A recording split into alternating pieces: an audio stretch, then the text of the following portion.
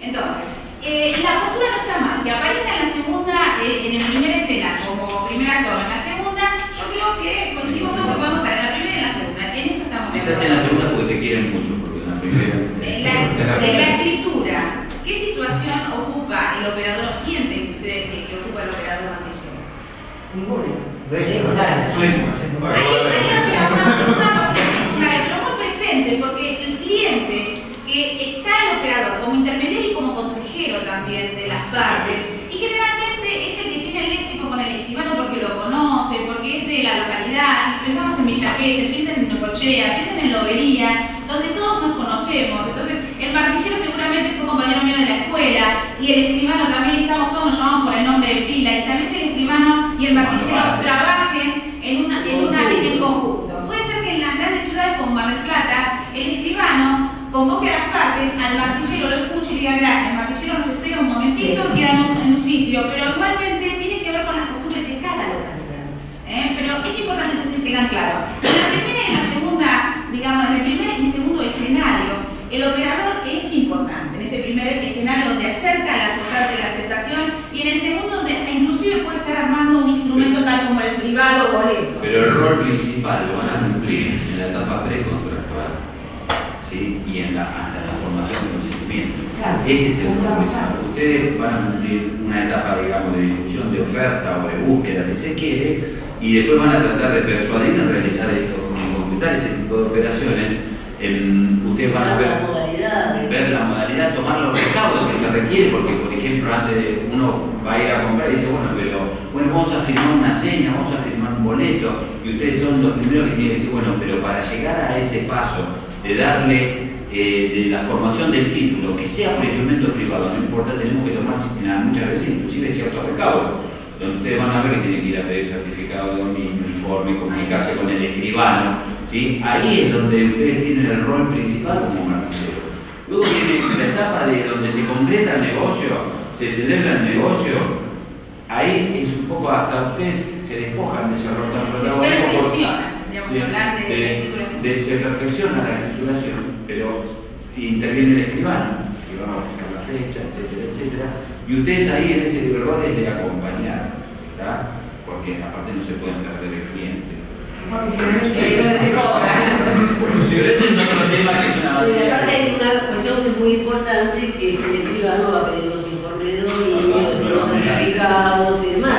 Ustedes tienen que saber también qué pasa con el dominio. Generalmente ese trabajo lo hace el martillero, porque el cliente común, la señora que no tiene estos estudios o no está capacitada para las operaciones de venta, ¿y dónde tengo que traer mi informe de dominio? ¿Y qué es eso de informe? Ustedes lo tienen trabajado, eso saben que tienen que ir al colegio de escribano, saben cuándo sale el sellado, saben cuándo.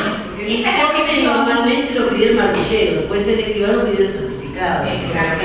¿Por qué? Porque se vence rápidamente, entonces el certificado tiene que ser inmediato, ¿no? Son dos cosas, una cosa es pedir informe y otra cosa es pedir certificado para la venta. Claro. El martillero generalmente pide informes para la titularidad y las condiciones que tiene la cosa. Si está en condiciones, si está en hipotecado, pero ese informe no es un certificado para la venta, porque después ustedes van a ver que está lo que se llama el bloqueo registral. En el momento que uno pide el certificado para la venta, bloquea el registro, ¿sí? ¿Por qué? Porque dice, se está vendiendo, se está realizando una acto de operación. Ustedes piensen una cosa, que en este caso, en este contrato de compraventa inmobiliaria, es un contrato que respecto de la forma, es un contrato que se llama pesado.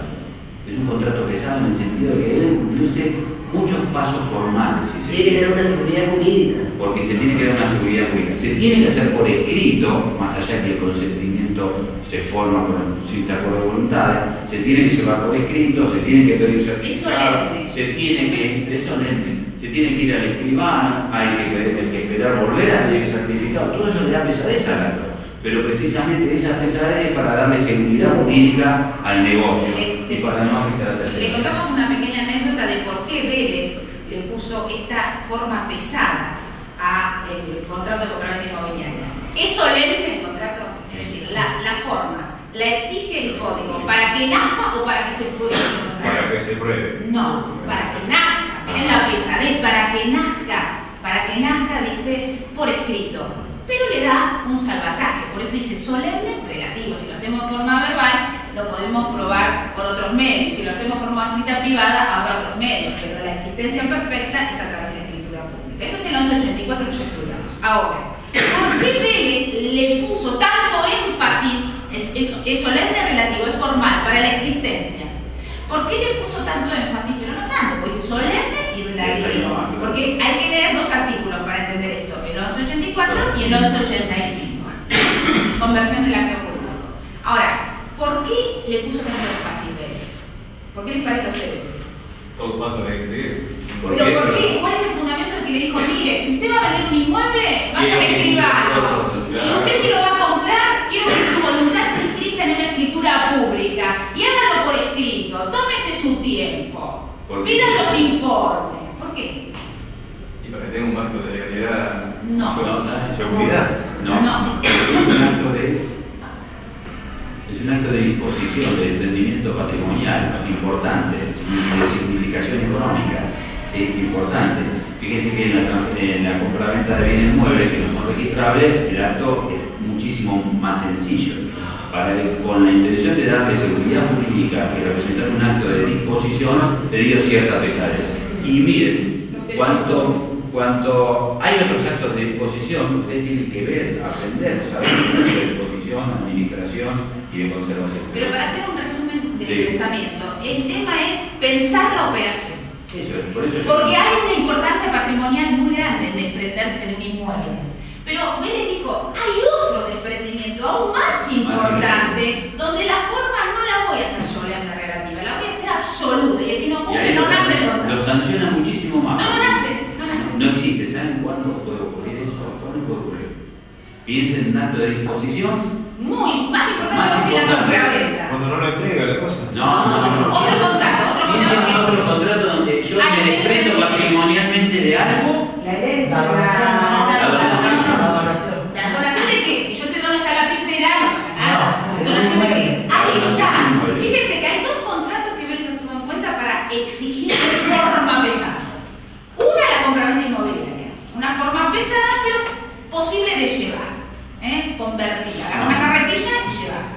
Y otra muy pesada, que si no se cumple la forma derechamente no se mueve, que es la donación inmobiliaria. 1810.